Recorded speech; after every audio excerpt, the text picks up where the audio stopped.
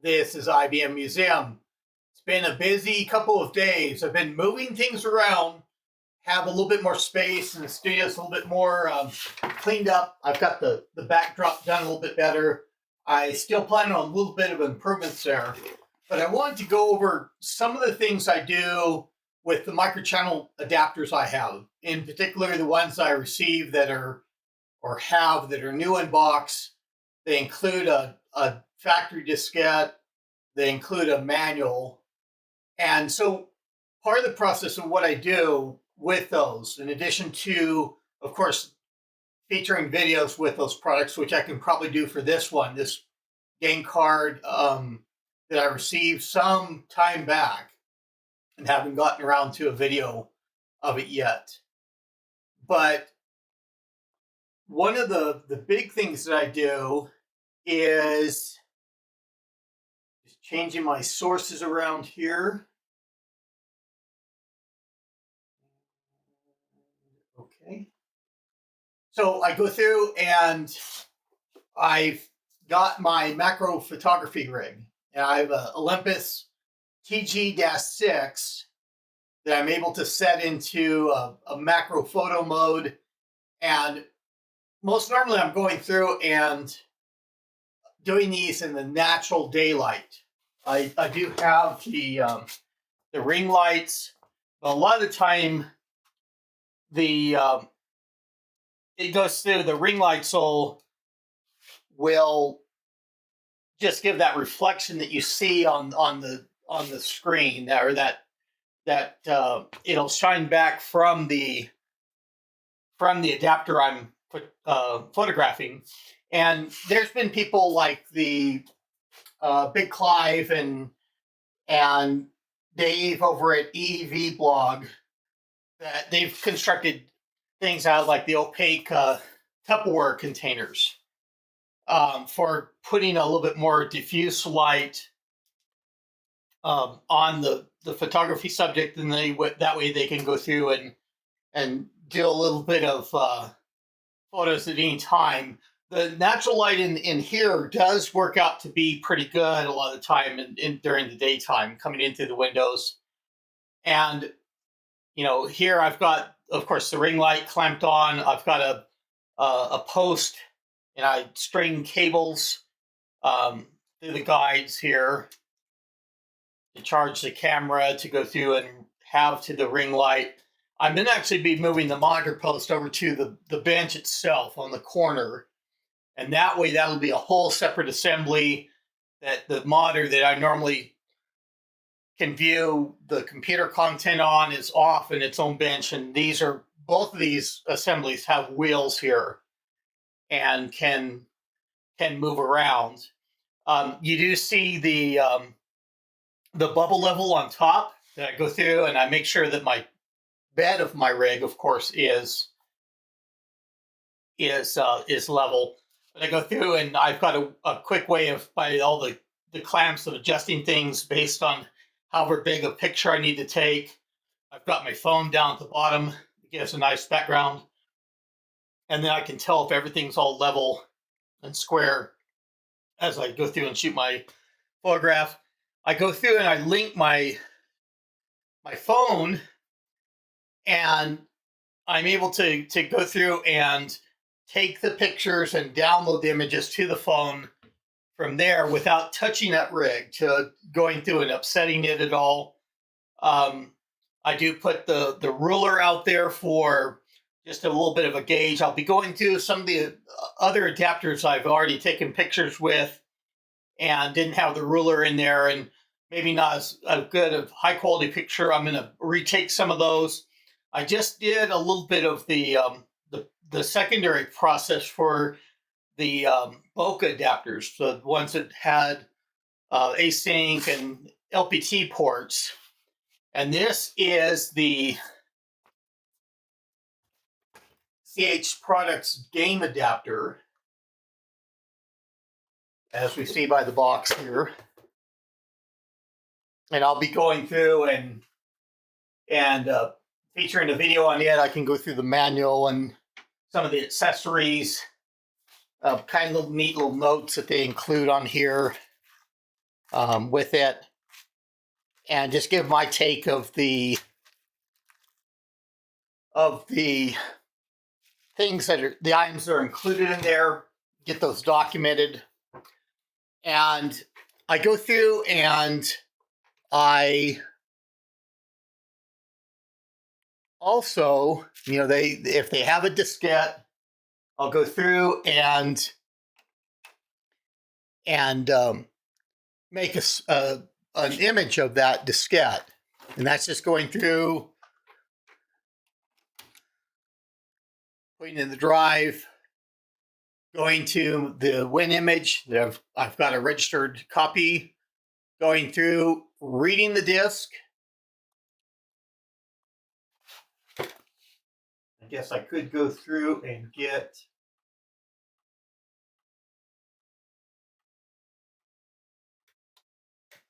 that back on the screen.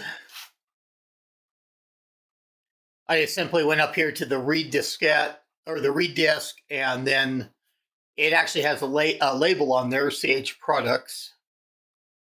And it's reading the diskette. Sometimes I'll get diskettes that have, of course, bad sectors by now, or areas that the diskette has errors, and I just try and manage what I can. And this has a little bit more, a few more files on there. It's got the ADF plus some little things I'll probably document through when I go over the just demonstrating this on video, giving a background of it. And see there, it got to 91% and turned a little bit. I didn't see an error from that, and it completed. So then we go through and we'll save it, and it goes and defaults as a compressed. I'll just go through. I typically just change that over to an image file. And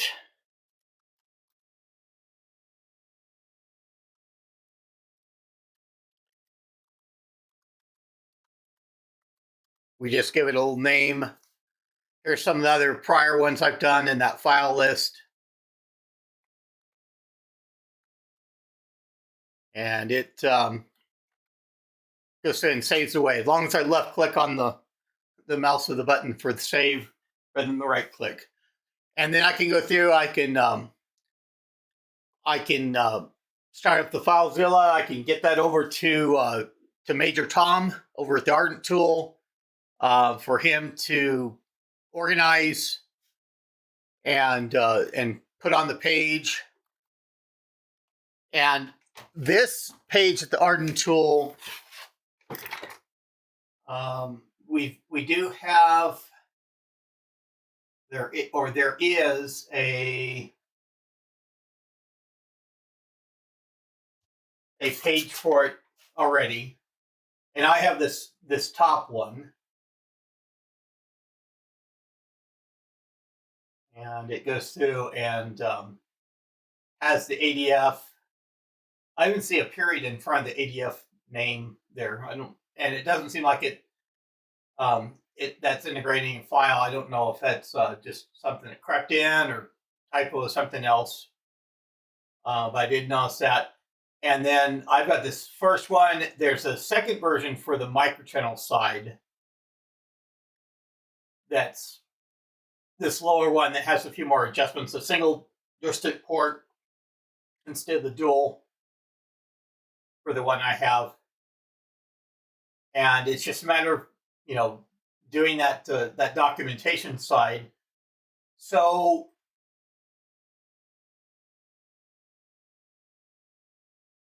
and we're finished with going through and imaging that diskette. For imaging the manual, these always have some kind of manual, and some of these are just really odd size. The Boca manual I scanned earlier was small like this as well. And it's a multi-fold manual, and this is longer than probably even as long as 17 inches. They have probably had 11 by 17 and a little bit thicker paper than just the 20-pound, and probably did 2 of the manuals for that 11 by 17 sheet and just cut it and had the little folding machine to put the creases in the right place. So when I go through and image these manuals, I go for another tool, and I have that right off to my right.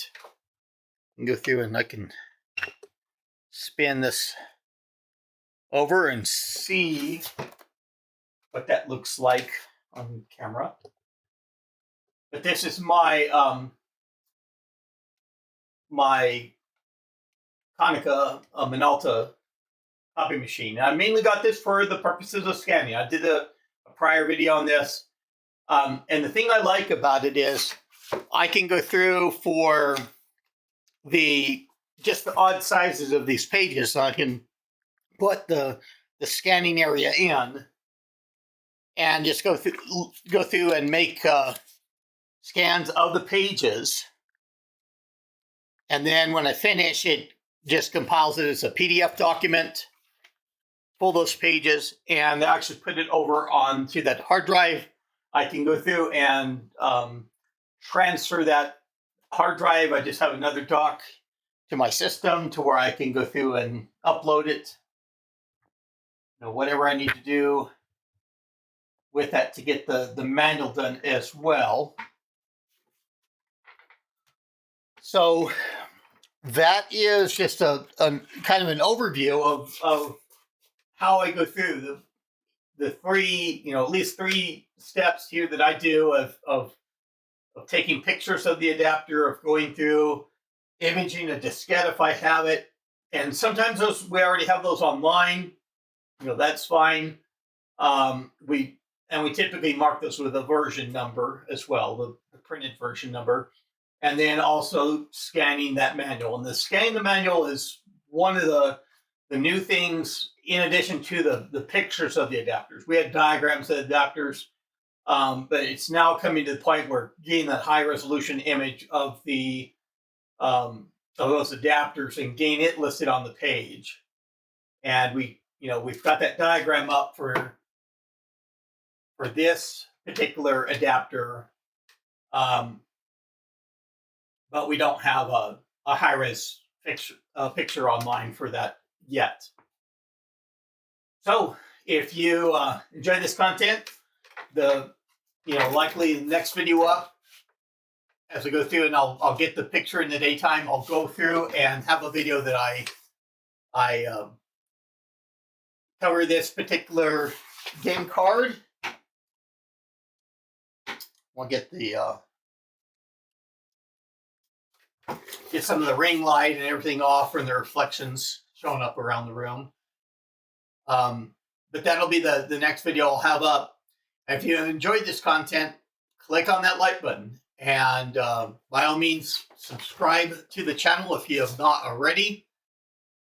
And recommend it to your friends. I need more subscribers.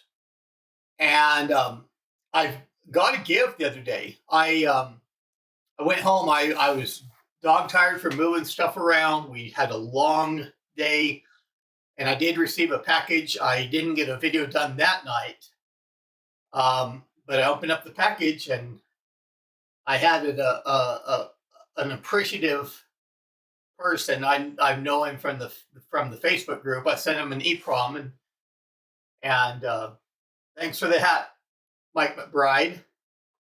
I like it. It's shiny IBM lettering up here, and it's great. I mean, even the side, they must have tailored it for me because I didn't even have to adjust it at all. Or maybe I have a normal sized head because it went right off and it fits very well on me. I do appreciate that gift.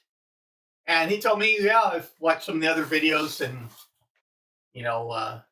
enjoy your channel. So that's great. I like that interaction with people I know sending each other things and they send me gifts in return. But that is all I have for now. This is IBM Museum. Thank you.